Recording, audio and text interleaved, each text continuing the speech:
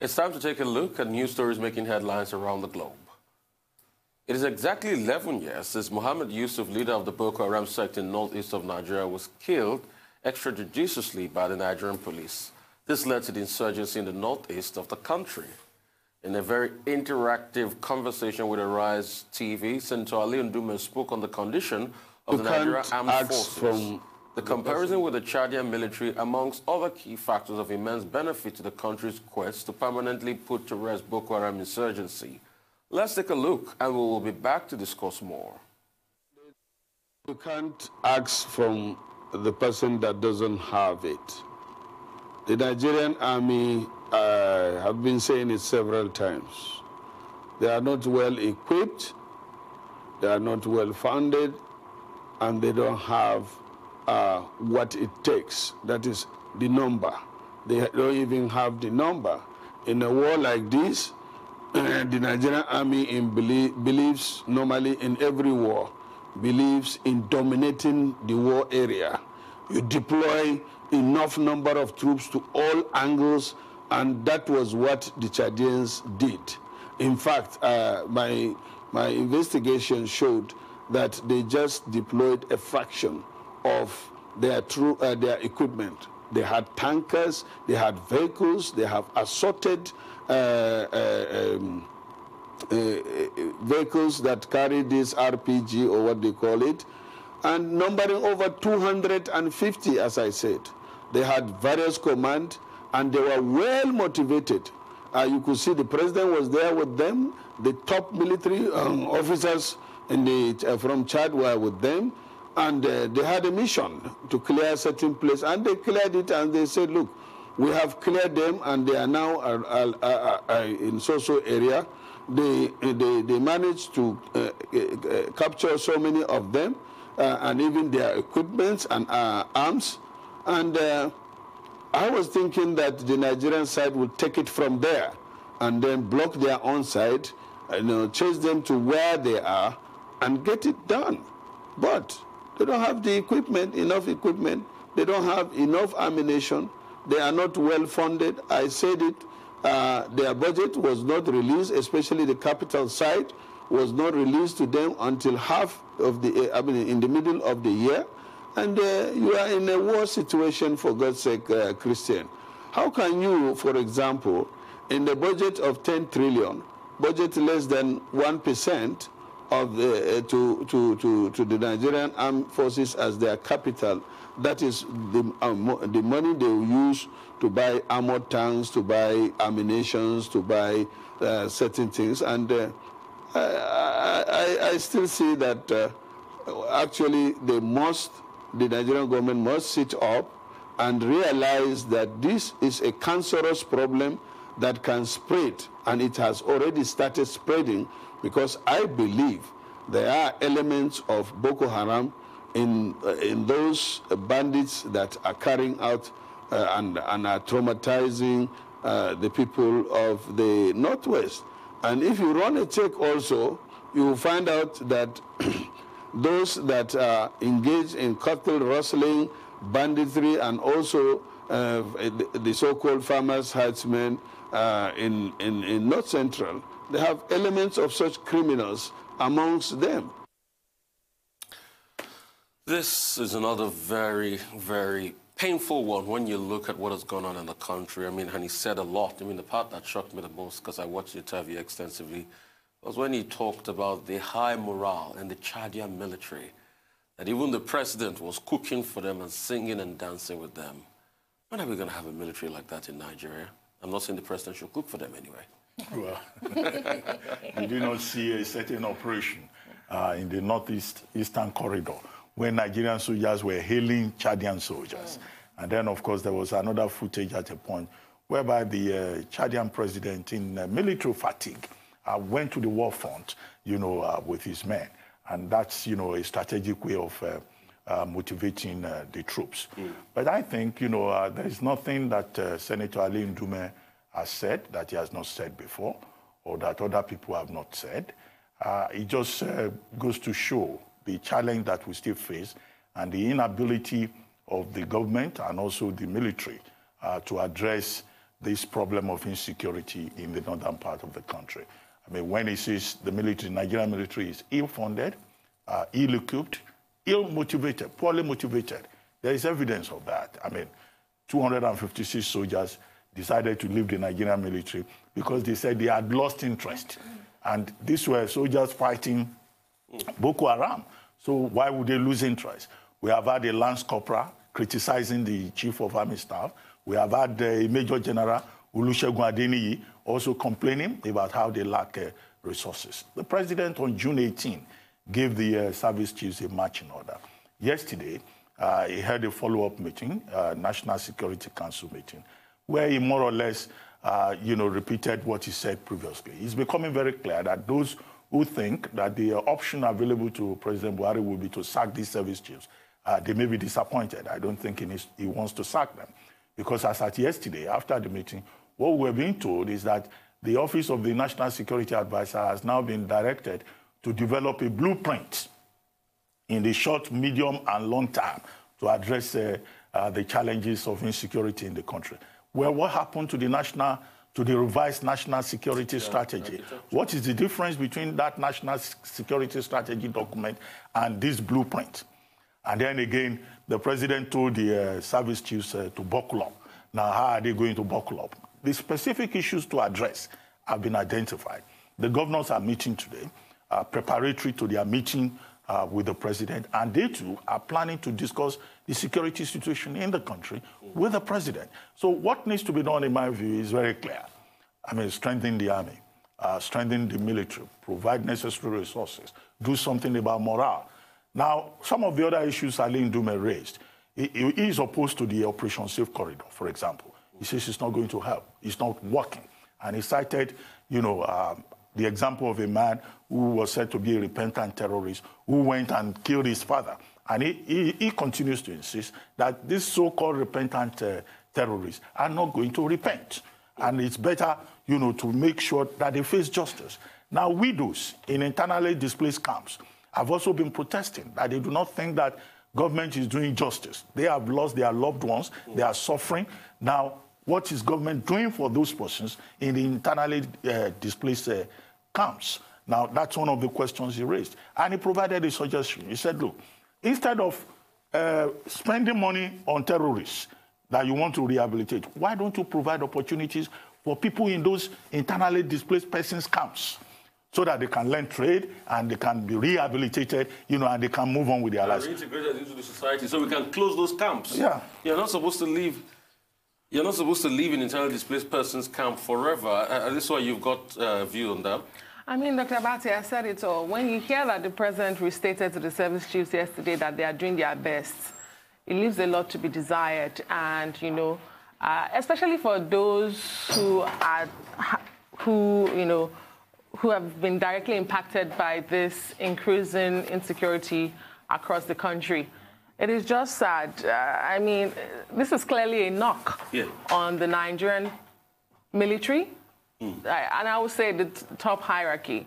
And of course, the Nigerian president, who promised Nigerians twice when he was voted into power, first in 2015 and second in 2019, when he said, security is a top priority for me.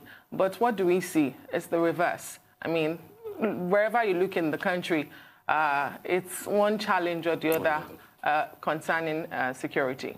All right, very valid point made. That's all on Headline News. We'll take a short break now. When we return, we'll have the trio of Reuters, Michael Wilson, and Aaron Akerjola to give us updates on Africa, global business, and COVID-19. Stay with us.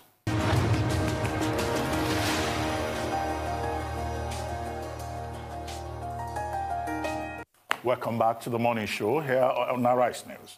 Rotus Odiri is now here to give us Africa Business Update. Good morning, Rotus. Good morning, Doctor. Over to you. Thank you. Good morning, Doctor. Good morning, Adeso, and good morning, Rufai.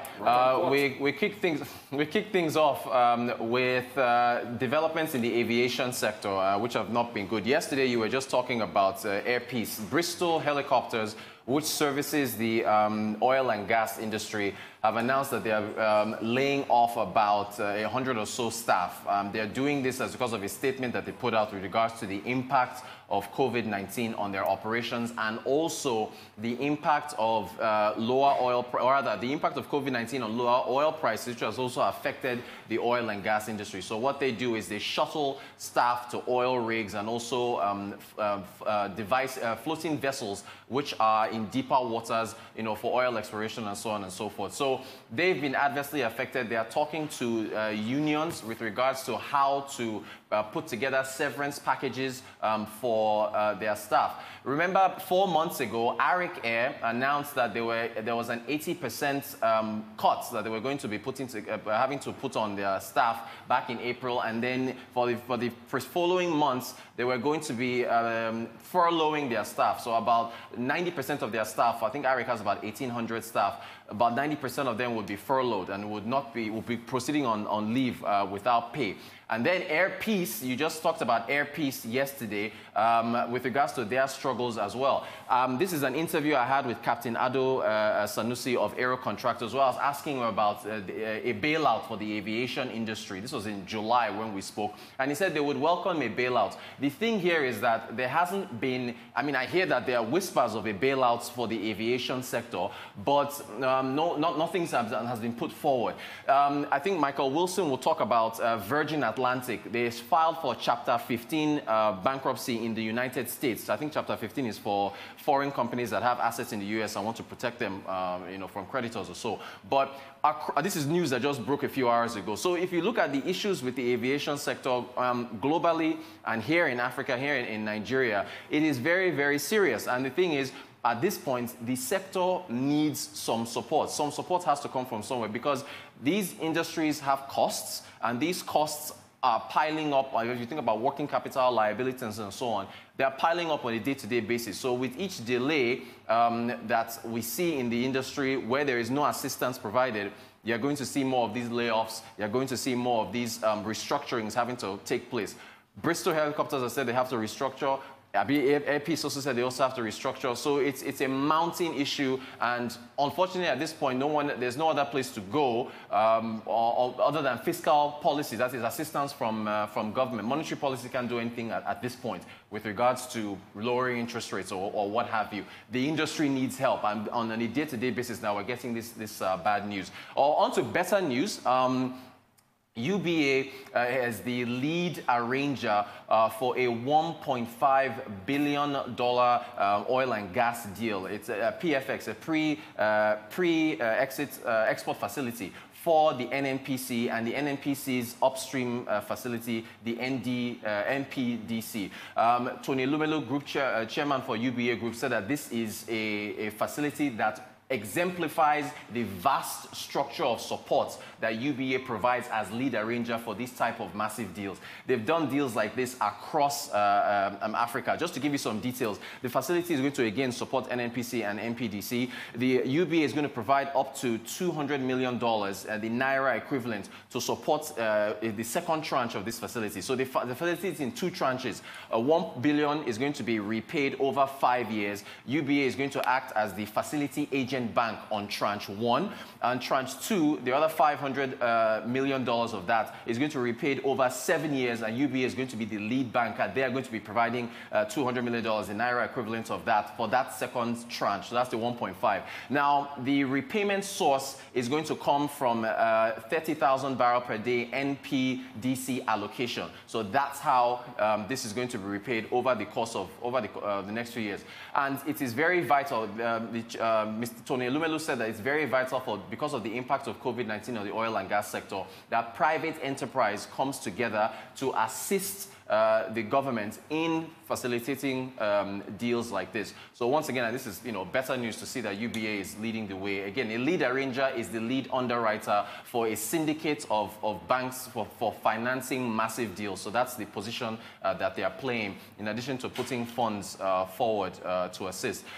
Gold, Fatima Shinkafi, who is the Executive Secretary to the Presidential Artisan Gold Mining Development Initiative, talked to the media recently about how the federal government is clamping down on smuggled gold out of the country. Yeah, look at gold there. It touched $2,000 per ounce. I mean, look at the red line going from last year, late 2019, up onto where we are, August of 2020. Gold has been skyrocketing. So the federal government wants to be able to clamp down on smuggling of gold so that they can add to its reserve. Remember, they've made an announcement where they are supporting artisans that are going to be mining gold here in Nigeria. It is going to be vital that they clamp down on the smuggling. So she was talking to the media, letting them know what the government is doing in an effort to increase the amount of reserves that we have. Finally, from South Africa, SAB, South African breweries, they've announced that they are halting up to $290 million in investments in South Africa due to the alcohol ban,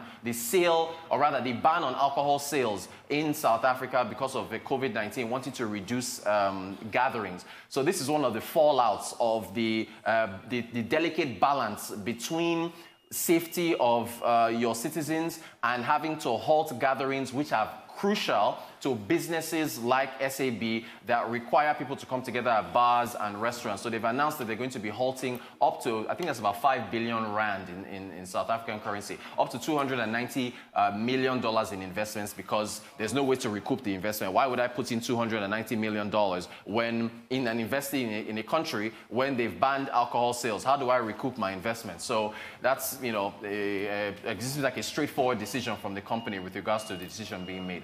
And that's our African update.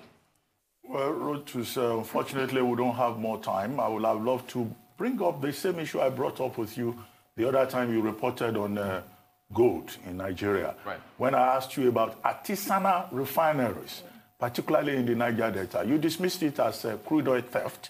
And I was wondering, where is the difference between what is being done with regard to informal gold mining and also artisanal refineries that we have in the Niger Delta? Because there are some people who are saying that a similar measure should be adopted to regularize and bring it within the formal official orbit, as we're doing with gold. You are correct, Doctor. You are actually correct on that last point you made, and I concede the point from our last conversation. Anyway, thank you very much, Rotus. Thank you. Thank you. Well, let's turn to London now, where Michael Wilson is standing by. Good morning, Michael.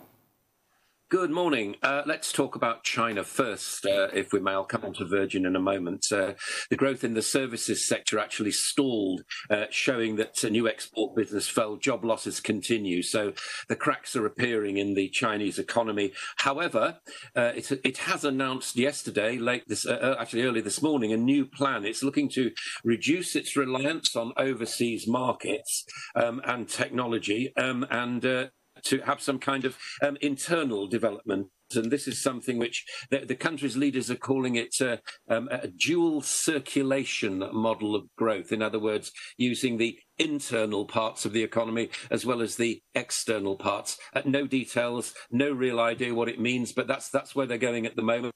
Elsewhere in Asia, equity markets mixed and very volatile. No real comment there. So Virgin then, as Rotus was saying, filed for bankruptcy in the US under Chapter 15 of the US Bankruptcy Code, which allows a foreign debtor to protect its assets in the country. It's the second Virgin-branded airline to struggle this year. You remember Virgin Australia went into administration in April, and its new owner, which is a private equity company called Bain Capital, cut 3,000 jobs. Virgin Atlantic's US bankruptcy court filing said that it had negotiated a deal with what it described as its stakeholders for something called a consensual recapitalization that will get debt off its balance sheet and, as it put it, immediately position it for sustainable long-term growth. And this move comes just about a month after the company said it had agreed a rescue deal of $1.6 billion to secure its future beyond the present crisis. Richard Branson, they've invested $200 million and with additional funds provided by investors and creditors. I mean, it's all about business class travel, basically. But this is. I mean, I don't need to rehearse the arguments about this. They're in very dangerous territory, as are all airlines right now. You talked about gold, right? So let's just continue with that theme, shall we? The dollar's slide helped gold trade. It nudged 2,000 last week. It actually traded above it for the first time yesterday and early this morning. Silver too, at the highest in 6 years, and it's been in high demand because of the aggressive easing of central banks put a great deal of pressure on bond yields and so on. I've got a nice bit of detail for you. There is a particular fund. Now, what we all say about gold is, what's the point of gold? Because you can't have bullion hanging around under your bed. Well, one asset management has, called SPDR, they actually hold more gold, listen to this, than the UK does in its central bank, than Japan does in its central bank, and also India does in its central bank. And they achieved, listen to this, a return of 33% so far this year. So that's gold for you. Relatively uneventful day, really, on the markets, quite honestly. Very, very low volatility. Traders, again, paying close attention to US politics, which has come up with no answer to this stimulus plan. We're still waiting for that. And Nancy Pelosi, the Speaker of the House of Representatives, said she does not expect an agreement to be reached this week. Now, if you remember, we were hoping something would happen on Friday, and it hasn't. However, against this, the turbulent US-China relationship continues. Beijing, Hong Kong and all the rest of it. And then the TikTok thing we talked about yesterday. President concerned about national security, and we're waiting to see how that one plays out. I suspect it will be a long-term thing. Nevertheless, here's a little bit of hope. US and China are meeting on August the 15th to talk about Beijing's compliance with the bilateral trade phase 1 agreement, and the markets are hoping that will actually stay in place. Finally, oil will be in focus today. We get the International Energy Association report at 3:30 at your time and our time. And my mutter from the gutter, as it were, is keep an eye on grains, actually. Keep a weather eye open on grains, because you might find that, not just Beirut and so on, but the harvests have actually not doing very well. And as coronavirus actually affects the pickers, you may find profits there. I hate to profit out of bad times, but I point it out to you. It's what the commodity markets are focusing on right now. Well, thank you, Michael. Gold, there seems to be a gold rush, but there are other precious metals that seem to be doing well too. Platinum and palladium, which I understand is even doing much better than gold. But I would like you to comment a bit more on the risks involved in this sudden attraction and demand for precious metals. Well, yeah, I mean, so what you do is you have to weigh up. I mean, it involves a lot of homework.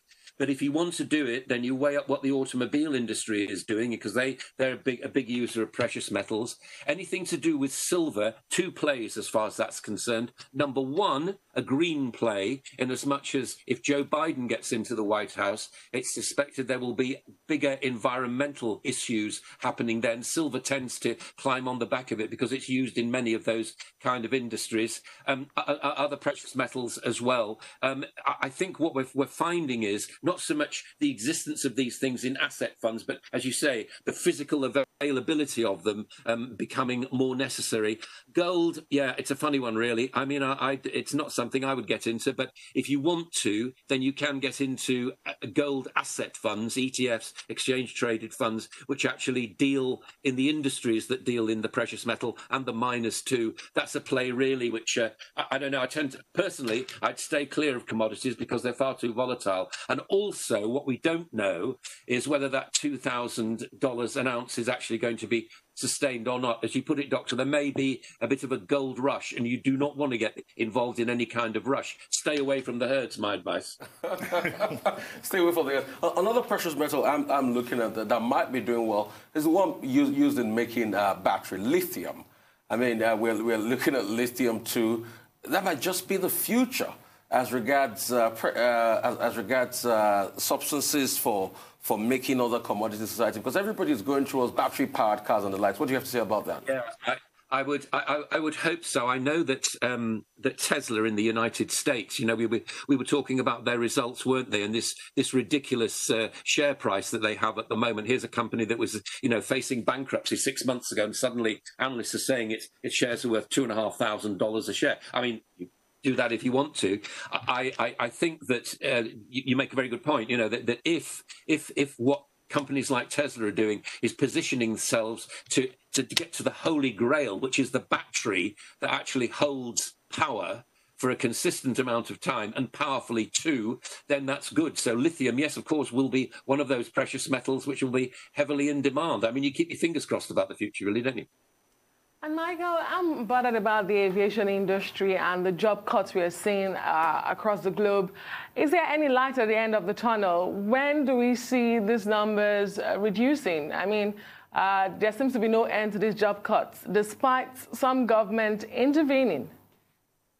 Well, governments can intervene as much as they like. It's really down to what we would call bums on seats. It's basically getting businessmen and women into those high-paying cabins that will start things. And I don't know anybody, I don't know about you, I don't know anybody that wants to fly anywhere right now at the moment. So those airlines will have to they'll have to cope with high overheads. They've got jets sitting on the ground. They may get rid of a few of the jets. They certainly will lay off staff. I mean, there are people who live near me who actually work for airlines who've gone into different jobs already, cabin staff who've decided that's enough, that there is going to be no future here. I think it'll be a long time for these kind of companies to move forward. I think it's quite comforting to note that some of them are actually saying, no, we don't want government aid. What we want to do is we want to try to come to a deal with our stakeholders and our shareholders, maybe offer them more equity in terms of money. But I would point you towards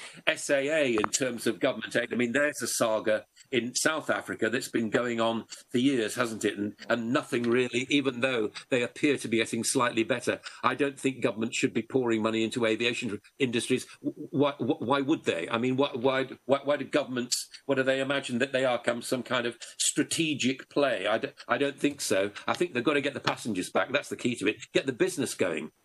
Well, thank you very much, Michael Wilson. Well, let's now get the latest update on the COVID-19 pandemic from across the world with Aaron Akerejola. Good morning, Aaron. Good morning to you, Adesua. Good morning, Doctor. It's good to see you this morning. Good morning. Is my hero. Rufai, it's good to have you, see you from this side of the divide. The divide. Okay, so let's get straight into it today. In the last 24 hours, all the talks have been about the numbers of not infections this time around, but rather the number of deaths. So let's actually focus on that with the US president. He's been speaking about how they're coping with COVID-19 and how they're on top of the game, trying to handle it properly. But before we get into that, let's look at the global figures at the moment. At the moment, we know that we have well over 18 million confirmed cases of COVID-19 in the world. But what is shocking is that we've passed the 700,000 marks in the number of deaths globally. You can actually see it with the US still leading in the number of deaths. But a statistics being released by Reuters is actually chilling, understanding that they say that 5,900 people die daily. Every 24 hours, 5,900 people on an average from COVID-19. Breaking even further, 247 people die every hour from COVID-19 around the world. That equates to one person every 15 seconds in terms of COVID-19 deaths. So which is very, very chilling. The World Health Organization have been speaking that this is not a time to slow down. As a matter of fact, COVID-19 is just picking up around the world. With worlds actually lifting lockdowns, we are beginning to see a massive upsurge in the number of cases. You can actually see the world map in the middle of the screen there. I can see the uptick in number of cases of COVID-19. Under-testing is still very prevalent in Africa, so we're not even sure of the numbers at the moment. But South Africa is still in that particular cadre of the most infected countries. They are the 5th, as a matter of fact, in the world. Now, moving away from that, now let's actually focus on the US. And we use graph to explain so much of what Donald Trump has been saying. A lot of people have been calling it misinformation and been saying that he has not woken up to the reality to probably smell the coffee. Now, looking at the graphs, as you can actually see as will be put on the screen there, 4.7 million, we actually know the 4.7 million confirmed cases of COVID-19. Moving into the next one right now, looking at the number of deaths, you can actually see there.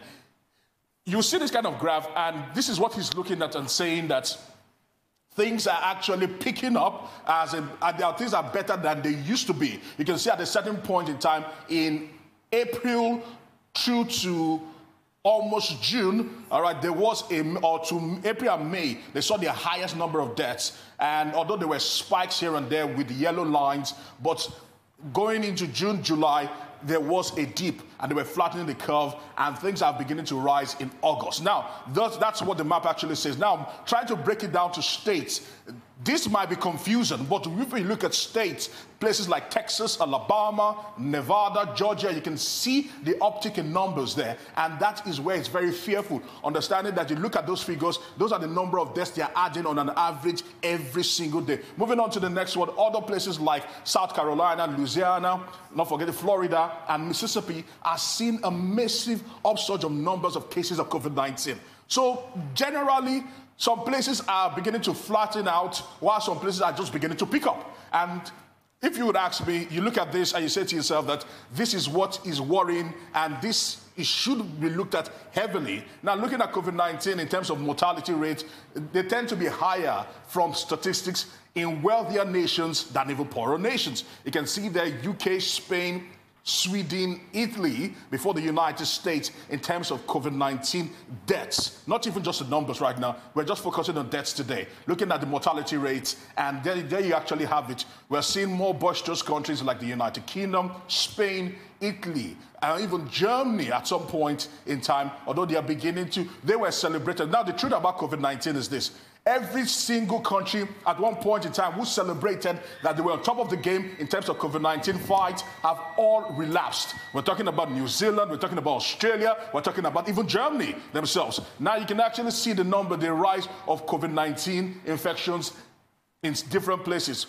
Without a doubt, the US is still the most infected country. You can see it's still rising. Brazil at a certain point in time were closely on the heels of the US. Now, India is beginning to show very, very grave signs that when you have well over 1.3, some people say 1.4 billion people, how do you contain this virus? It's really, really scary. They are trying their best, but unfortunately, it might not just be enough. And they, according to the talks also, underreporting is heavy in India. I can imagine, Aaron. Yeah. Underreporting is heavy everywhere in the world. Let's be very realistic on this. And I want to talk about Germany. You talked about Germany. Do you know that Germany currently, the league, about the 38 leagues across the two divisions in Germany, they are thinking of, allowing fans coming to the stadium again. Which is preposterous, if you'd ask me. Which is preposterous at the start of next season. They're thinking of bringing fans back to the stadium. I might want to understand because there's a massive followership of the German league. People love their football in Germany, unlike anywhere else in the world. They support every team equally, and that is understandable. But trust me, with what we're seeing happening in Germany at a certain time were on top of their game. But right now, things are beginning to show that as soon as they started opening up places and started easing lockdown, we're beginning to see rises in cases again. And if they do that, those might be super spreaders. Talking about those stadiums, Borussia Stadium, the Signal Iduna, the Allianz Arena, we could go on. The Garchel-Kaken. It's really sad. And these are the things that WHO are warning, that world leaders need to be more careful, that leaders of nations need to be more careful, that as soon as you take your foot off the pedal, you begin to see an uptick in numbers again. And that seems to be exactly what's playing in the US.